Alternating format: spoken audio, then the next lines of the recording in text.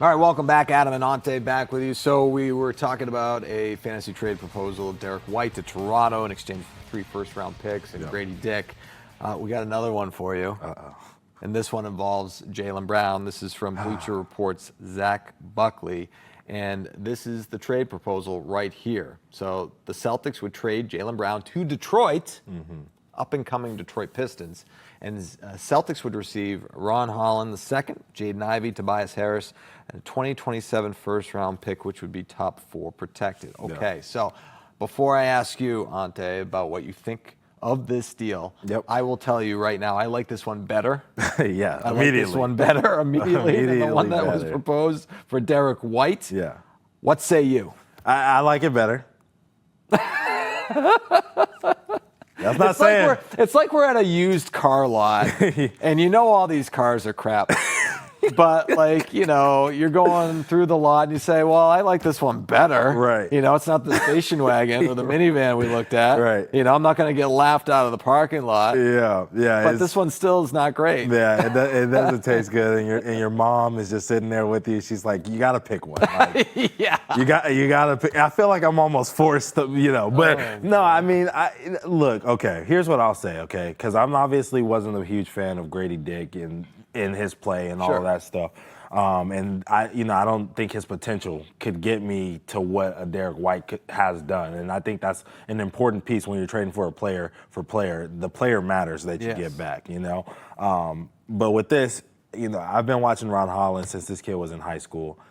He's a great defender, elite molder. I think he is a guy who works on his game a lot. Not even think, I've seen it. You know, he works on his game tremendously. He's trying to become a better shooter, whether he can do that or not. So young, man. Right. You know? Right. And so, you know, the potential there is high. This is a 5-star kid coming out of high school, you know. He played at a high level and, you know, his pre-NBA level and everything like that. So, I mean, this dude has always been a guy that was supposed to be a number 1 pick in this class. But, you know, it just didn't turn out that way because the skills didn't match the athleticism.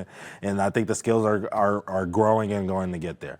Jaden Ivey, I love. Yeah, he got hurt last year, right? Yeah. They missed him in the playoffs. And he was shooting the ball well last year when he was healthy, 40% from 3. Yeah. I mean, he's only gotten better and better and better every single year. When you have a mom who's played in the W, like having a professional parent always helps because they can teach you that, hey, man, I went through these same things. It's all right. You got to do this and this and that. That boat of confidence. You know, hey, if my mom or my dad or whatever did it, I can do it as well. I love him as well. And then where the deal starts to fall off for me is, you know, once again, this pick, 2027 Pistons pick, I think the Pistons are going to be great. Yeah. I don't want to be picking in the late 20s, you know, or the early 20s, whatever. I don't want to be picking in the 20s at all. And then Tobias Harris. Like, Tobias, man. I mean, there was a time where I wanted Tobias Harris on the Celtics. Man, there was a time. Those days maybe the first time he left the Pistons, you know what I'm saying? Right. Yeah. So, you know, but now it's you know, it's a 1 year, it would be a 1 year rental, you know what I'm saying? We'd be in the same boat that we're in with Simons, you know, the same boat that we thought we were going to be in with Niang. You know, this is not a guy that I want to add to this team, especially when I saw how Philly's fandom affected his play. I mean, Detroit, everyone was like, yeah, he played good. It's just because he came in and he gave veteran presence, but the numbers did not match, you know, those statements. So, you know, in Boston, it's not gonna. He's not Drew Holiday. He's not a champion. You know, so it's not gonna be the, hey man, you won. So when you shoot 1 for 9, we're gonna be willing and forgiving to you. We're gonna be like, you were the guy that we hated and he sucked in Philly, and now you're here in Boston. We don't want you here. It's gonna be the Niang treatment without the additives that they had, you know, between him and Jaylen Brown and all that other stuff. But yeah. I am with you. I wouldn't do this deal, all right? But just to play devil's advocate, if the Celtics and Pistons were to do a deal like this or just like this, it's not bad. No. It's not bad, and I'm talking from the Celtics perspective. From the Pistons perspective, it's awesome. Right? You get, you know, Jaylen Brown to go alongside Cade Cunningham. In this Eastern Conference, you're taking off. Like, no question about that. And some of the other pieces that they have there as well. Right. But From the Celtics perspective, I like it because of the reasons you mentioned. I think that there's a much higher ceiling for Ron Holland. No question about that. He's 20 years old. Just finished his rookie campaign. You know, got a little taste of the postseason, although he was a DMP, right? But still got to be in that Got to be in the environment and see it. You know, you can't, you know, underestimate. I think that's important for a young player to see what playoff basketball is all about. And then with Jaden Ivey, I think that's a talent, man. I think that's a legit talent who, again, like, you know, we're talking ceilings, like his ceiling's higher. So you got two players. Right. If he's there last year, I think they beat the Knicks. You know what I mean? Exactly. I mean, as it was a 6-game series, right? So I think that this would be a good deal from that perspective. Tobias Harris is good in the sense that you had an expiring contract that's going to come off the books the following season. That would be that would be the plus. But I just don't want it. What is it, like 28? I think 26 million, 26? I believe. Yeah. So you save money right out of the gate, right out the top. Doesn't get you under that apron. But with that said, it's all about the following season, which you know we've been talking about when it comes to the Celtics, right? Like, yes, they're going to compete this year. I believe, I think we both believe they're going to compete this year and push for a playoff spot, you know, in this Eastern Conference. But it's all about 2 years from now and what the team looks like. And I think that shedding that much salary off the books creates a lot of roster flexibility. It opens things up, and so it would be good from that perspective. But going back to where we both land here, you know, Jaylen Brown is a known commodity. As good as those two players can be, and Jaden Ivey has shown you a couple of years where he's been good and he's getting better and he's coming off the injury, and I think he'll be fine. He's not going to get to the level of Jaylen Brown. And Ron Holland, I don't know. I just don't know yet. Right? I mean, you played against him. You talked about like some of the qualities that he possesses, and I get that. But like you just don't know. You just don't know. You just don't know, right? I mean, he's a year removed from getting drafted 5th overall, right? So with Jaylen Brown and Jason Tatum, you know what you're gonna get. You're gonna get two guys that are gonna get you to the promised land because they've already done that. You know, it's funny that you bring that up because I'm thinking about this trade as far as like the depth. You know, obviously you're bringing in 3 ready-to-go NBA players, you know, Ron Holland being less of the 3, but he still can. He played 15 minutes a game for a playoff team last year, which means he can play, and we only expect him to grow and get better. And when you do that trade now you're looking at how much is Jordan Walsh's development getting stunted? How much is Hugo Gonzalez's growth getting stunted? Because you're bringing in these wing forwards that are coming in, and it's going to have to take minutes away from somebody, you know what I mean? Because Jason Tatum is going to come back, you know, hopefully next year as we're seeing him work out and go through this process. He looks pretty good, at least right now, for a guy who tore his Achilles not too long ago. So those questions are always going to pop up in my head like, okay, you know, Ron Holland, it could be this guy, but how is that development track going to work? Because we're taking flyers. You were talking about, you know, Ron Holland, we don't know what it's going to be like. But then I was starting to think like, well, yeah, you're right, but we're taking a flyer on Josh Minott. We don't know what he's going to be. We're taking a flyer on Hugo Gonzalez, you know what I mean, who's similar to Ron, actually very similar to Ron Holland in the fact that, like, going into a year ago, Hugo Gonzalez was in top 5 conversations, you know what I'm saying? And then now we get him, you know, in the late parts of the draft this year because he fell and he didn't do the things that he needed to do, you know, in EuroLeague. But these are the guys that we're kind of taking flyers on. So I'm like, if I'm taking flyers on guys that I haven't really seen play NBA basketball, and I got a guy who has played some NBA basketball and I know what I got, a little bit more than that, then I kind of would prefer that and kind of move on from a Josh Minott, but I want something for it. You know what I mean? Trade a Josh Minott. You would have to get some other things done, but I just think there would be some overcrowding going on here. And Brad will really have to think about the development of the guys that he wants to develop. No flyers on everybody. Who are the top 3 guys that we're developing this year? And then move forward from there. I would agree with that. And I would also say that it would diminish the trade value of a Josh Minott or a Jordan Walsh, right? Whereas if those guys get some playing time and some meaningful minutes and the opportunity is there for them, then their trade value, they're worth something now. So then let me ask you this. We don't want to, what is it, August 21st. We don't want to make this trade today. But couldn't we possibly make this trade in like January? After we see those guys play a little bit more? Does that sweeten the deal a little bit for you? Well, that's a good point.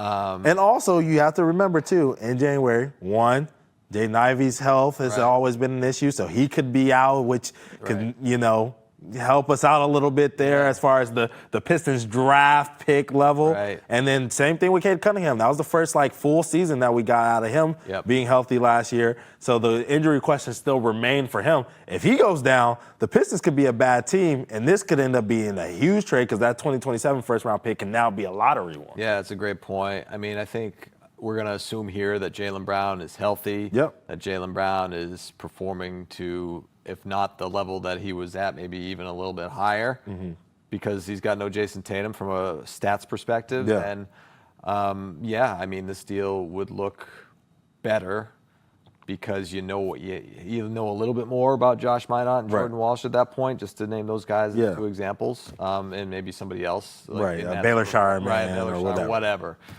comes through. And so, I mean, then there would be some value there with those guys, and you'd be able to do something moving forward, and then you'd have the cap flexibility because of the expiring contract to Tobias Harris. It would be more appealing, I think, at that point. Would I want to do it at that point? I don't think we want to do any of these. No, I don't think so. It would be. I think it would be more appealing at that point. As far as, and by the way, like I said, assuming Jaylen Brown was at the level he was or higher, I would want to keep Jaylen Brown more at that point. I think. Because I'm like, oh man, all right, he's the real deal. Well, I mean, we know he's the real deal. I'm not saying that. I'm just saying that that he's still playing at a high level, and when you get Tatum back, and if Tatum's not at 100% right away, Jaylen Brown can carry the load. Yeah, and their chemistry. I want to ask you this because it's been a week since Hold My Banner fans have seen us or whatever.